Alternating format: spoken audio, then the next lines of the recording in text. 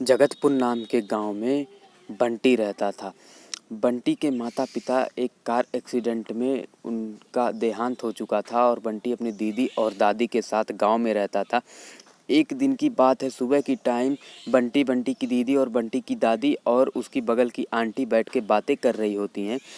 तभी दादी बोलती हैं कि रात के समय कभी भी बच्चों अंधेरे में मत निकला करो, रात के समय चुड़ैलों का साया होता है।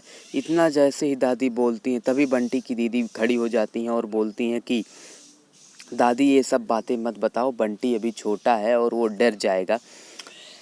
तभी बंटी को अचानक डर लगने लगता है और इधर उधर देखने लगता है। तभी बंटी की नज़र उसके सामने बैठी आंटी के ऊपर पड़ता है और बंटी और भी काफ़ी ज़्यादा डर जाता है और दौड़ते हुए जाके अपनी दीदी के कान में कुछ बोलता है।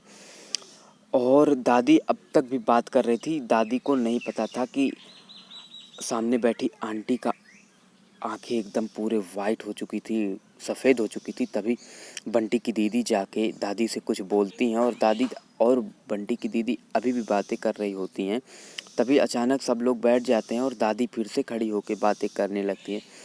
लेकिन अभी तक और दादी को भी पता चल चुका था कि सामने वाली आंटी जो हैं वो चुड़ैल हैं और दादी भी बिना डरे उनसे बातें करने लगती हैं। लेकिन सामने बैठी आंटी जो कि बंटी के घर पे आई हुई थी, वो अभी तक एक भी शब्द नहीं बोल रही थी और अपना पीठ दादी के तरफ करके खड़ी हुई थी कि जिससे दादी को कोई भी शक ना हो।